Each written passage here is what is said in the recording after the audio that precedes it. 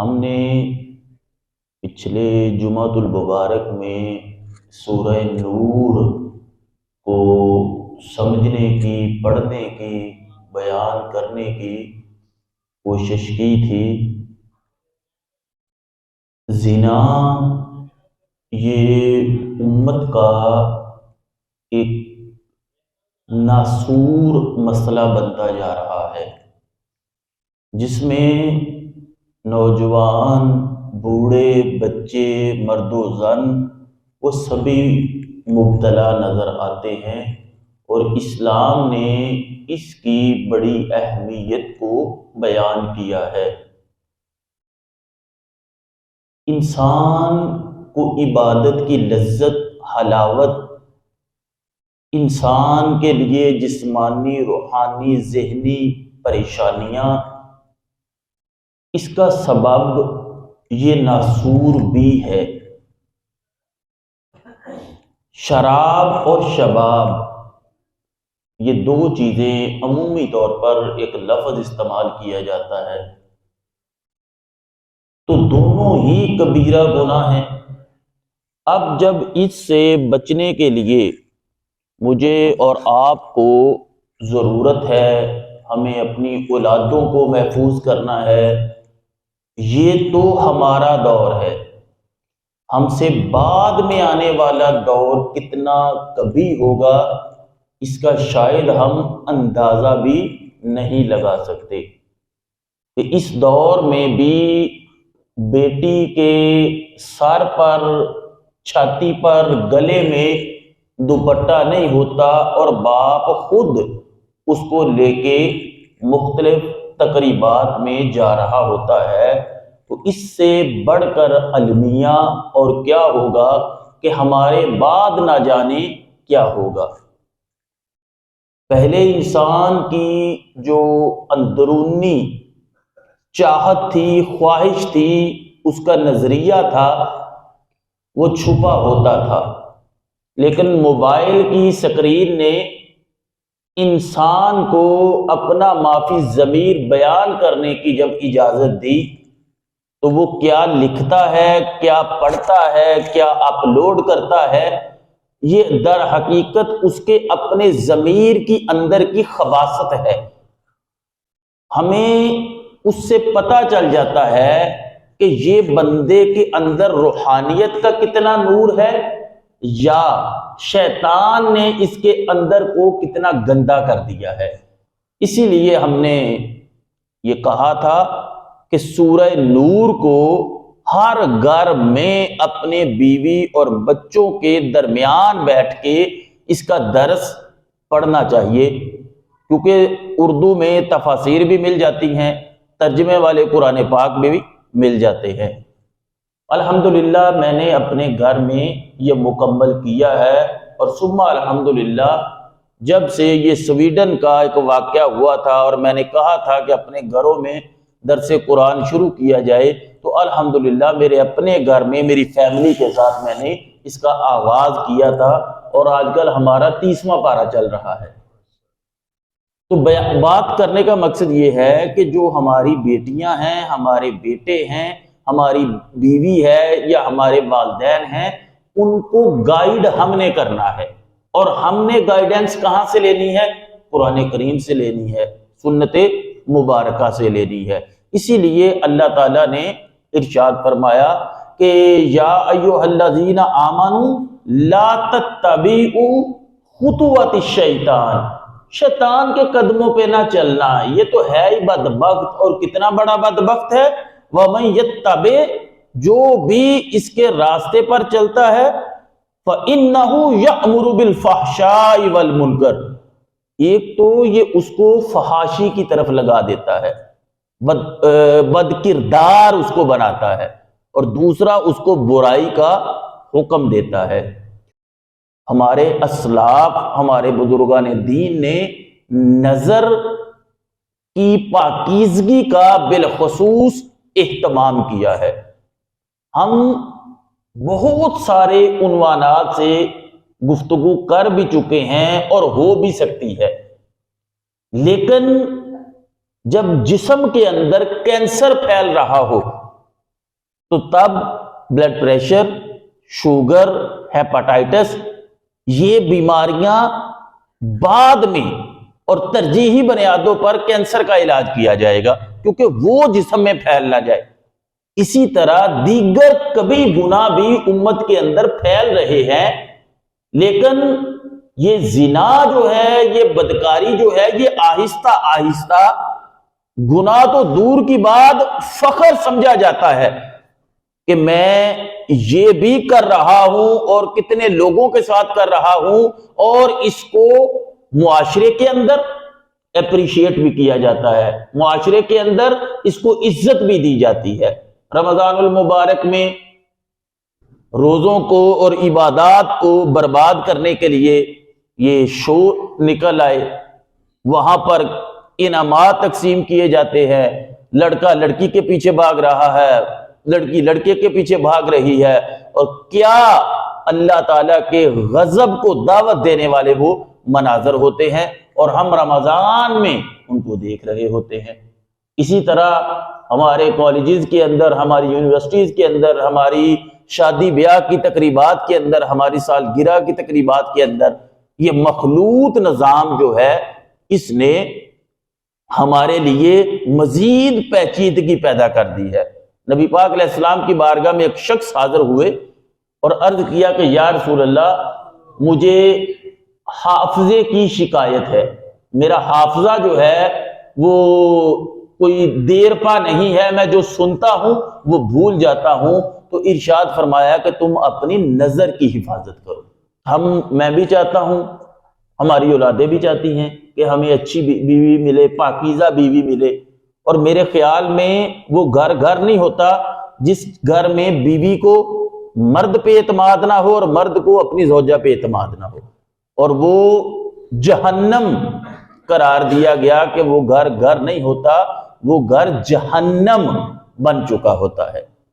تو اللہ تعالیٰ نے ایک قاعدہ بیان کر دیا، گویا کہ اس کا ایک فائدہ یہ ہو گیا کہ اگر میں چاہتا ہوں کہ مجھے بیوی اچھی ملے اور لڑکی چاہتی ہے کہ مجھے خامد اچھا ملے، سمجھ آ رہی میری بات کی؟ اگر خامد چاہتا ہے، مرد چاہتا ہے کہ مجھے بیوی پاکیزہ ملے، اور بیوی چاہتی ہے کہ مجھے خامد پاکیزہ ملے، تو وہ اس قاعدے پر عمل کر لے۔ اللہ تعالیٰ نے فرمایا الخبیثات للخبیثین، کہ جو خبیث ہیں، گندی عورتیں ہیں، والخبیثون، وہ خبیث گندے مردوں کے لیے ہیں، پاکیزہ مردوں کے لیے ہیں۔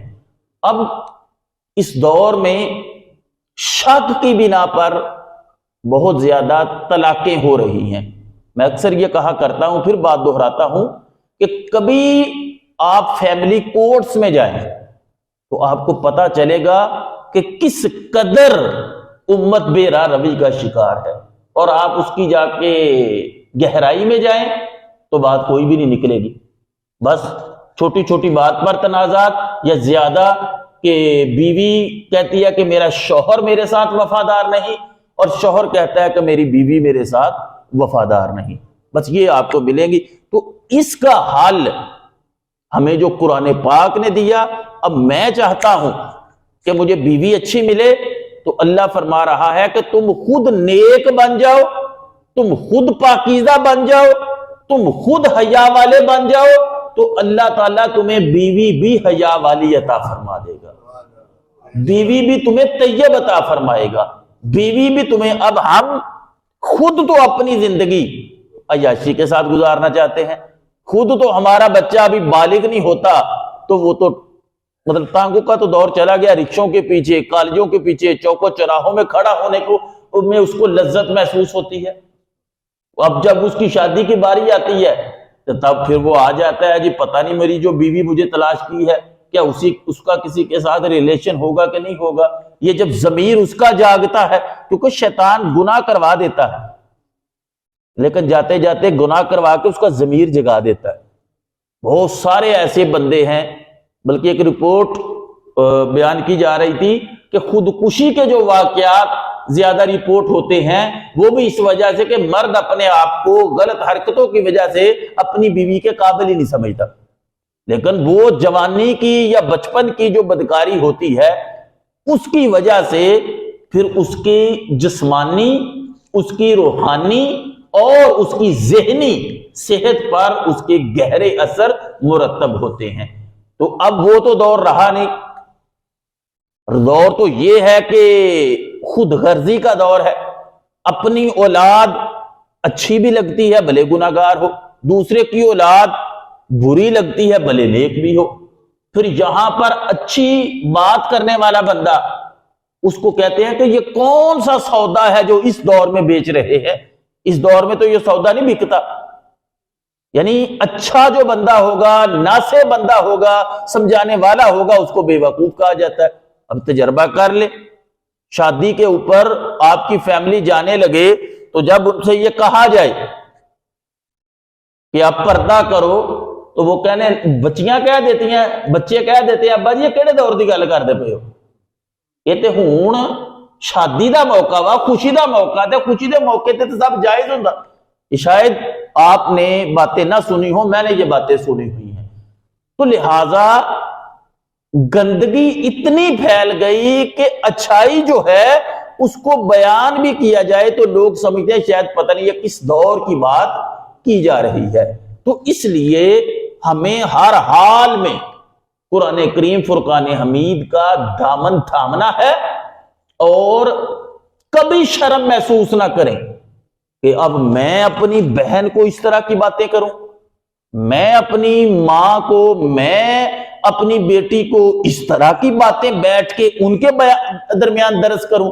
نہیں بھائی، جب اللہ تعالیٰ تو ہمیں کیوں شرم آئے؟ ہمیں تو حکم ہے بلغوا انی، پہنچا دو۔ تو لہذا سورہ نور کو ایک مرتبہ نہیں بار بار اپنی فیملی کے ساتھ بیٹھ کے اس کو بیان کریں تو انشاءاللہ آپ دیکھیں گے کہ آپ کے بچوں کے اندر خوف خدا بھی ہوگا، طہارت بھی آئے گی، نفاست بھی آئے گی، چونکہ قرآن ایک اپنی اہمیت رکھتا ہے، قرآن کریم اپنا اثر رکھتا ہے۔ جب آپ سٹارٹ میں پڑھیں گے تو اللہ فرماتا ہے کہ یہ وہ سورت ہے جس میں میں نے احکام نازل کیے ہیں، اور اس کا آغاز ہی زنا کی مذمت اور سزاؤں سے ہو رہا ہے کہ تم کوارا مرد اور کواری عورت کو 100 کوڑے مارو گے، اور یہاں پہ آگے ارشاد فرمایا اگر کوئی تہمت لگائے گا تم اس کو 80 کوڑے مارو گے۔ پھر فرمایا تم نے کسی کے گھر جانا ہے تو تم نے نظر کیسے جھکانی ہے، تم نے ملنا ہے تو کیسے ملنا ہے، تم نے کسی پر تہمت، آج تو تہمتوں کا دور ہے، ہم نے حیا داروں کو بے حیا بنا دیا ہے، تو تہمت کسی کی بیٹی پہ لگے اسلام یہ بھی گوارا نہیں کرتا۔ کیوں بھائی؟ کیونکہ مسلمان کی ایک اپنی اہمیت ہے، اور جس کے اندر کلمہ نور کا نور موجود ہے۔ میرے محبوب نے فرمایا تھا کعبہ تیری تو بڑی شان ہے پر میرے ایک امتی کی شان تجھ سے کہیں بڑھ کر ہے۔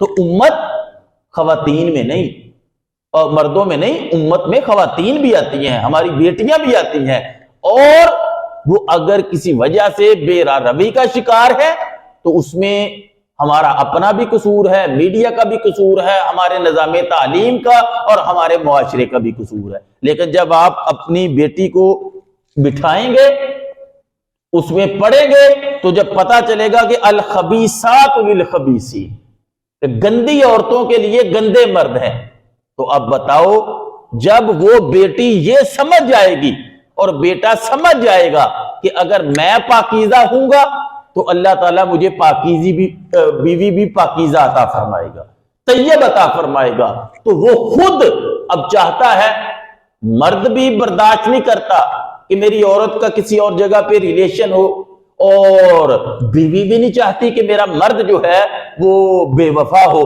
تو اس کی بے وفائی جو ہے وہ یہاں سے ختم ہو جاتی ہے۔ اور پھر دیکھ نبی پاک علیہ السلام نے شب معراج بھی جو واقعات بیان کیے اس میں بھی زنا والے مرد اور عورتوں کا تذکرہ ملتا ہے، اور بوڑھے زانیوں کا اس کا مطلب ہے کہ بوڑھا بھی زنا کرتا ہے.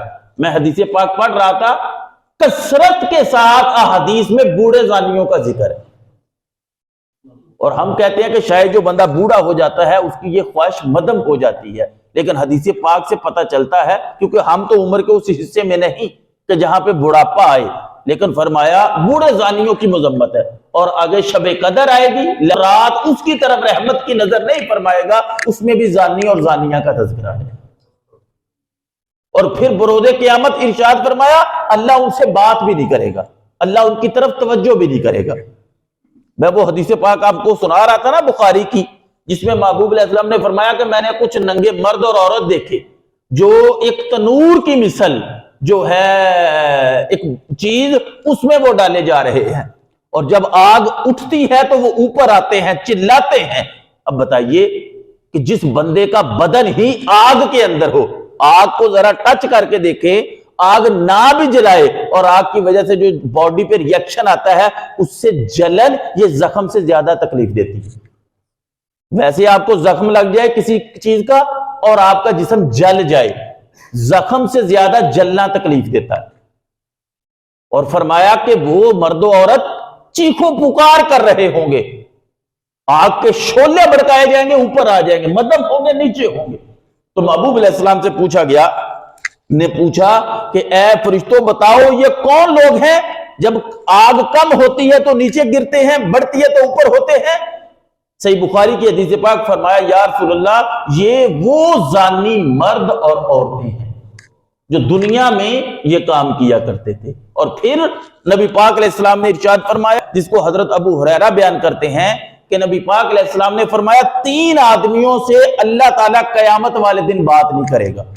وہ کون ہیں اور نہ ان کی طرف نظر رحمت کرے گا. فرمایا اور ان کو دردناک عذاب بھی دیا جائے گا. فرمایا بوڑھا زانی, جھوٹا بادشاہ اور متکبر فقیر. ازل ہماری قریب ہے.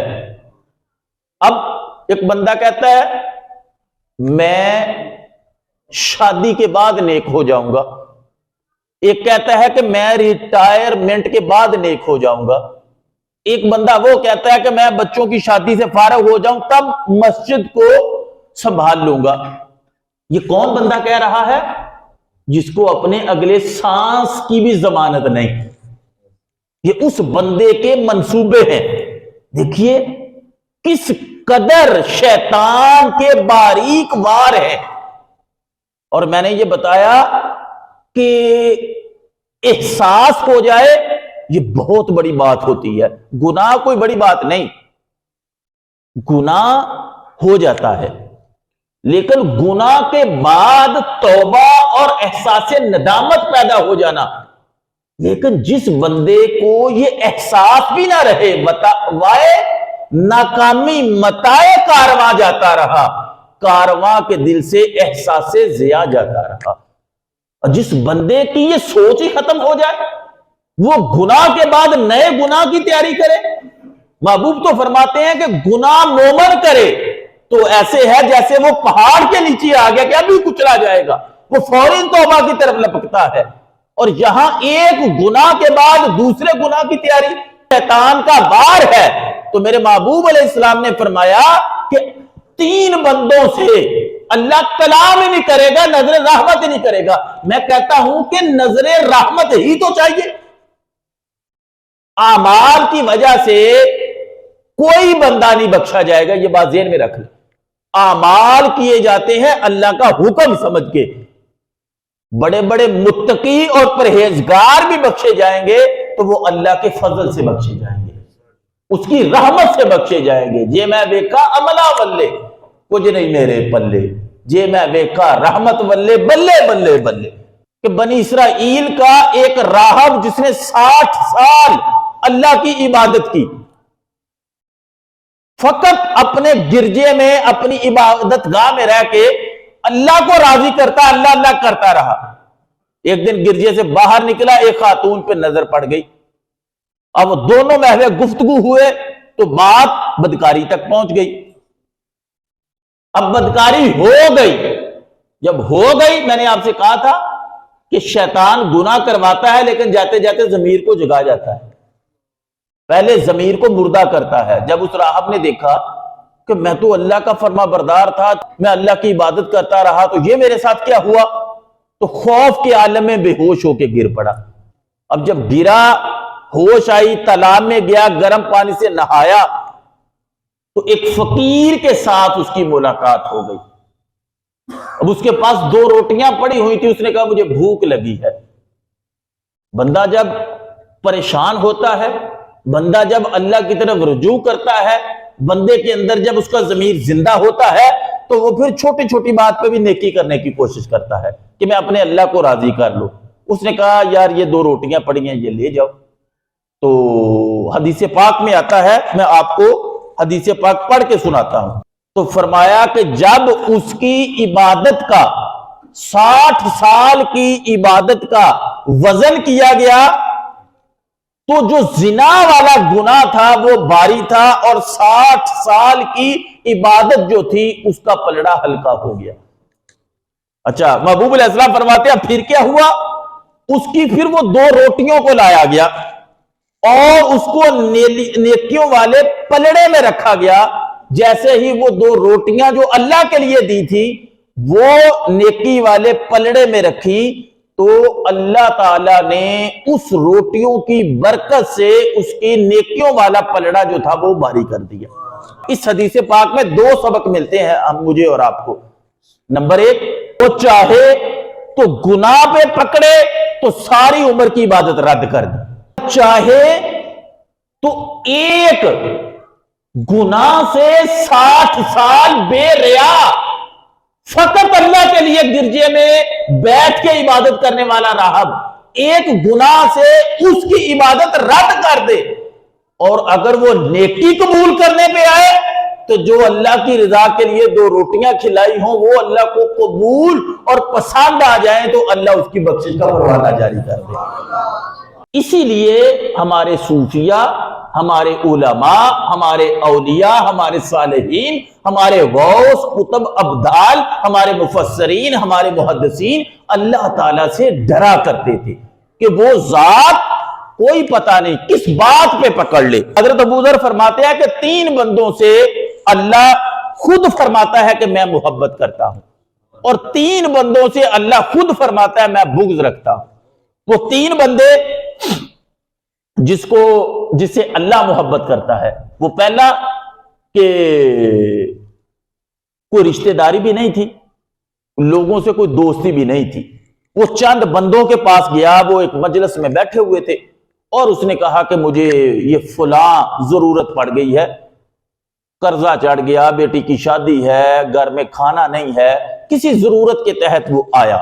جب وہ ان کے پاس آیا تو ساروں نے کہا کہ جاؤ یار، ہمارے پاس تو اپنا نہیں گویا گزارا ہوتا، یعنی انہوں نے انکار کر دیا، اور وہ بندہ چلا گیا. مجلس میں سے ایک بندہ اٹھا اور وہ پیچھے پیچھے اس کے جانے لگا چپکے سے. اور حدیث پاک میں آتے ہیں کہ اس کام کو کوئی نہیں جانتا، یا اللہ جانتا ہے، یا وہ بندہ جانتا ہے، یا جو پیچھے اٹھ کے گیا ہے وہ جانتا ہے. اس نے جا کے اس کو روکا کہ بھائی خیریت ہے، تم ہمارے پاس آئے تھے، انکار کر دیا، میں تمہاری مدد کرنا چاہتا ہوں. تو فرمایا کہ اس نے کہا کہ ہاں یار میری یہ ضرورت ہے. تو محبوب فرماتے ہیں کہ جو اس نے عطیہ دیا، جو اس کو پیسے دیے، وہ چپکے سے دیے، اور اس عطیے کو اللہ کے سوا کوئی نہیں جانتا تھا. یہ اللہ جانتا تھا یا یہ دونوں بندے جانتے تھے، جس نے دیا اور جس نے لیا. فرمایا ایسی مخلوق کی، ایسی بندوں کی حاجت روائی کرنے والا جو ہوگا، اللہ تعالیٰ وہ پہلا بندہ ہوگا جس کے لیے اپنی رضا کا وعدہ کر دے گا. اور دوسرا وہ بندہ جو رات کو سفر کرے، تھک گیا، نیند اس کے اوپر غالب ہے، پھر تھوڑی دیر بعد اٹھا، اس نے کہا نہیں یار میں تو روزانہ تہجد پڑھتا ہوں، میں تو روزانہ رات کو اٹھتا ہوں، اللہ کی عبادت کرتا ہوں. اب فرمایا وہ تھکا بھی ہے، نیند بھی ہے، سفر میں بھی ہے، لیکن پھر بھی وہ وضو کر کے اللہ کی بارگاہ میں کھڑا ہو گیا. وہ دوسرا ایسا بندہ ہے جو رات اللہ کی بارگاہ میں کھڑا ہے، لوگ اس کو دیکھ نہیں رہے، رب اس کے لیے اپنی رضا کا پروانہ جاری کر رہا ہے. اور تیسرا بندہ وہ فرمایا وہ دشمن کا مقابلہ کرے، لشکر جس میں تھا اس کو شکست ہونے لگی، لشکر اس کا بھاگنے لگا، یعنی یہ مجاہدین کی بات ہو رہی ہے، لیکن وہ ڈٹ گیا، اس نے کہا نہیں میں نہیں بھاگوں گا، اور وہ دشمن کی صفوں میں گیا اور اپنی تلوار چلائی یہاں تک کہ شہید ہو گیا۔ تیسرا ایسا بندہ ہے جس کے لیے اللہ اپنی رضا کا پروانہ جاری کر دیتا ہے، اور اللہ کی رضا کوئی معمولی چیز نہیں۔ جنت میں جنتیوں کو اعلیٰ انعام دیا جائے گا، وہ یہ ہوگا کہ اللہ تم سے راضی ہمیشہ ہمیشہ کے لیے ہو جائے گا، اپنی رضا کو جاری کر دے گا۔ تو میرے بھائیوں، جو تین بندے جس سے اللہ تعالیٰ بغض رکھتا ہے، وہ بوڑھا زانی ہے، متکبر فقیر ہے، اور مالدار ظالم ہے۔ کہ مالدار ظالم کیوں ہوتا ہے پتہ کیوں؟ اور اس کی مذمت کیوں آئی ہے؟ کہ پیسے کی وجہ سے بندے کے اندر اکڑ پیدا ہوتی ہے، وہ سمجھتا ہے کہ یار یہ شاید میری فنکاری ہے، یا میرا حق تھا، یا میں نے محنت کی ہے۔ نہیں بھائی، بہت بڑے بڑے عقل مند پی ایچ ڈی فارغ پھر رہے ہیں، نوکری نہیں ملتی، اور ان پڑھ انگوٹھا چھاپ جو ہے اس نے ایم بی اے پاس جو مینیجر رکھا ہوتا ہے، رزق کتنا آتا ہے اس کو پتہ ہی نہیں ہوتا۔ تو اگر مال آ جائے تو عاجز بن جائے، متکبر نہ بنے، ورنہ ادھر آپ متکبر بنیں گے، ادھر اللہ تعالیٰ آپ سے راضی نہیں ہوگا، بلکہ آپ کی طرف نظر رحمت بھی نہیں فرمائے گا۔ اور ایک اور حدیث پاک میں آیا کہ زنا جو ہے اس سے بچتے رہو، یہ ابن عباس فرمار نقصانات میں وہ بندہ مبتلا ہو جاتا ہے۔ کون؟ زنا والا۔ فرمایا پہلا اس کے چہرے سے رونق ختم ہو جاتی ہے، زانی بندے کے چہرے پہ رونق نہیں ہوگی، اور جو بندہ کالا ہوگا، رنگ اس کا کالا بھی ہو، لیکن جو رات کو تہجد پڑھتا ہوگا، اللہ کی عبادت کرتا ہوگا، چہرہ کالا بھی ہو لیکن اللہ اس کے اندر نورانیت کو پیدا کر دیتا ہے۔ اور دوسرا فرمایا اس کا رزق منقطع ہو جائے گا۔ جو زانی بندہ ہے اس کو رزق کی تنگی میں مبتلا کر دیا جاتا ہے۔ بندہ کہتا یار میں کمانا بڑا میری پوری نہیں ہوندی، تسی بھی لفظ سنیا ہونا، یار پتہ نہیں کیا وجہ ہے، برکت ہی نہیں رہ گئی، صبح سے شام، شام سے رات، رات سے صبح تک بھاگتا ہوں پھر بھی کام پورا نہیں ہوتا۔ تو فرمایا زانی بندہ جو ہے اس کے رزق کو تنگ کر دیا جاتا ہے۔ اور تیسرا فرمایا رحمان، یعنی اللہ تعالیٰ اس سے ناراض ہو جاتا ہے، آیا اس کو دوزخ میں بڑی دیر تک رہنا پڑے گا۔ یار مجھے آپ بتائیے، جب چھوٹے سے چھوٹا، ہلکے سے ہلکا گناہ، حدیث پاک میں آیا کہ پاؤں میں آگ کی جوتیاں پہنا دی جائیں گی، دماغ کھولے گا، ناک اور منہ کے ذریعے دماغ پگھل کے باہر آ جائے گا، یہ چھوٹا گناہ ہے جس کی سزا سب سے چھوٹے گناہ کی یہ سزا ہے۔ تو جو بڑے بڑے گناہ ہم کرتے ہیں اس کی سزا کیا ہوگی، یہ سوچ کے ہمیں ڈر نہیں لگتا؟ ڈر جانا چاہیے، آج کا ڈرنا کل فائدہ دے گا۔ اور میں اکثر یہ حدیث پاک آپ کو سناتا ہوں کہ ہمارے آنسو جو ہمارے اندر ہیں اور کسی نہ کسی وجہ سے نکلتے ہیں، کبھی ایک دن اللہ کے لیے بھی اس کو نکالے۔ فرمایا اللہ کے لیے جو آنکھ سے آنسو نکلتا ہے اور رخسار پر بہ جاتا ہے، اللہ ایسے بندے پر جہنم کی آگ کو حرام فرما دیتا ہے۔ اور پیاری حدیث پاک ہے، فرمایا ہر آنکھ بروز قیامت رو رہی ہوگی۔ کیا؟ ہر آنکھ بروز قیامت رو رہی ہوگی، شرمندہ ہوگی، پریشان ہوگی، پریشانی میں مبتلا ہوگی، لیکن جو اللہ کے خوف میں رونے والی آنکھ ہوگی وہ بروز قیامت بھی نہیں روئے گی، اللہ اس کو بھی خوش و خرم رکھے گا بروز قیامت۔